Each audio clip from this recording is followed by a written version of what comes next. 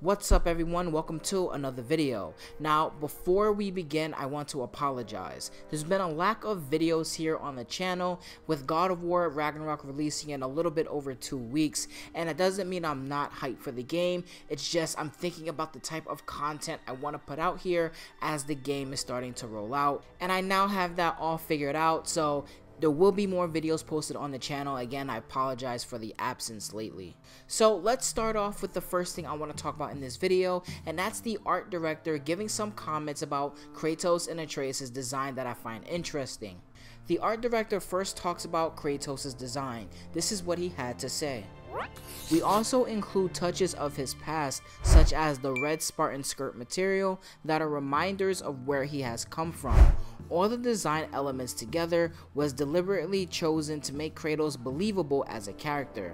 At the end of God of War 2018, Kratos removes his bandages and sets them free into the winds of Jotunheim, revealing his scars to Atreus.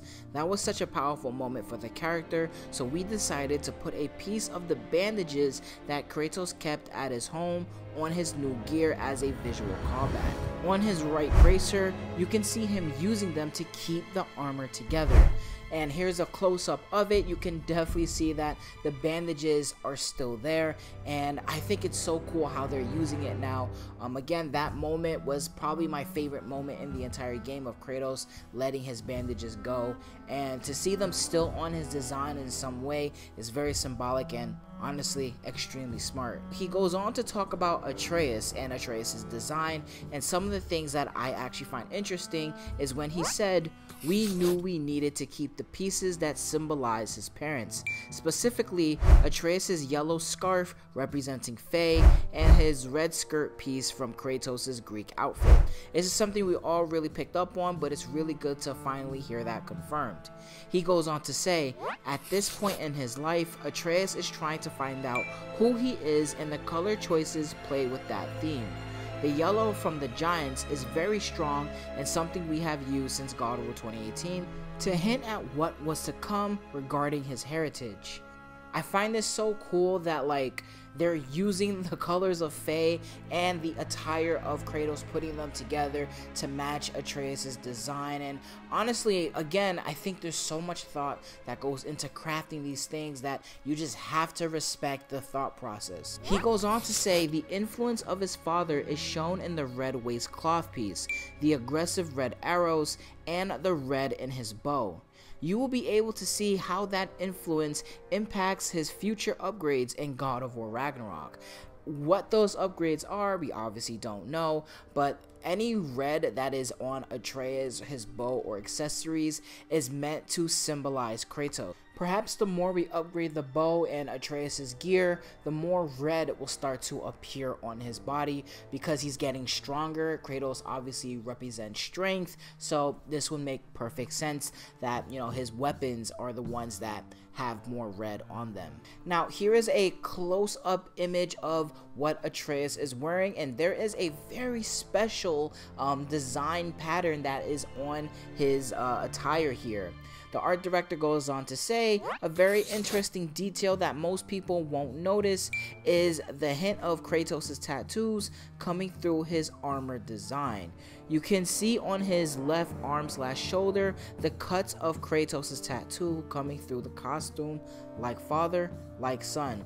And here it is once again on your screen. You can clearly see that this is supposed to represent Kratos' tattoo, the red stitching that is on Atreus' armor here. And I find it so cool because the art director a long time ago also confirmed that the scars that is around Atreus' eye is supposed to represent Kratos' red markings as well in his scars. So it's honestly, it's really cool. I love to pay attention to these things that only the directors and the people who are working on this game are going to know about, and that's completely going over fans' heads. Again, I said it early in this video, you have to absolutely respect the thought process through all of these designs. Big shout outs to Raph, follow him on Twitter, and I'll leave a link to this interview so you can read through the whole thing yourself. Speaking of Raph, he actually uploaded some direct PS5 screenshots of God of War Ragnarok, and I have to say these look incredible. Here they are on your screen now, and honestly, You can look at the shadows, they're just popping like so much, and the textures and the colors, everything is just popping out, and it looks so much better than God of War 2018. You know, Raph, in that interview I was just talking from, he did actually mention that even though Kratos' design looks similar to God of War 2018, the design for God of War Ragnarok is a completely brand new model that was made to be enhanced with the PS5's technology. So that's what you're seeing here. This is why it looks so damn good. And the screenshots is showing there's 2 of what I believe is Midgard, 1 of Alfheim, and 1 of Muspelheim. Again, look at the fire in Muspelheim. They're really popping out. And I absolutely just love this stuff, man. I really do. Now, I don't want to overanalyze these images, but one thing that I do find interesting on the Muspelheim one is on the left side of Kratos, you can see like this carving that is in the rock. Maybe this is an early look at the fire giants who do live in Muspelheim. Also, one of the images of like this icy terrain, on the right hand side, you can see these icicles just popping out of the structures that they're covering. It really interesting. Again, I'm not over analyzing, I just want to point this out because they look extremely cool. So let's talk about some details with the combat. Santa Monica revealed that we have a brand new enemy type as well, and these are called Raiders. The Raiders are enemies that are attacking Kratos and Atreus because they know that we're the ones that started Ragnarok. I think that this implies that we will see more tribes of people in Midgard, which is always nice to see. It's always good to fill these worlds up and these realms up with something that is not just desolate, that there are other people here, and the Raiders are the first signs of that. They do go into detail about the combat, but it is stuff I already went over. It didn't really explain anything extremely new, but there will be a link at the end of this video if you want to hear me talk about all the details with the combat, including the new triangle system and the sonic arrows. Now, I really want to show off these new screenshots of God of War Ragnarok that came with this combat article. These look absolutely incredible. All of this was captured on the PlayStation 5, so this is what the game actually looks like. And oh my gosh, these wallpapers, because that's what they are now to me, these wallpapers look incredible. We're gonna jam-pack them all in here, so let me know which one is your favorite, but let's move on to the other pieces of information. Now, the last thing I want to do for this video is show you extended cuts of scenes that we got in the story trailer and the reveal trailer. So here are some of the few scenes that we got in the behind the scenes footage, and I'm gonna match them up so the scene is actually longer for your enjoying experience. Check it out.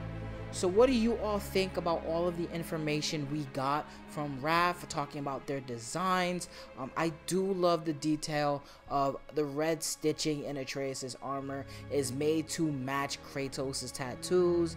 Same thing with Atreus' scar, also made to represent Kratos. The red all over Atreus' like his bow, his arrows, and the skirt also representing Kratos.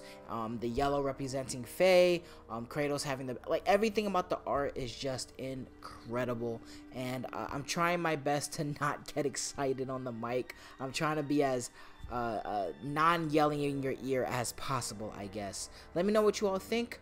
Bye everyone.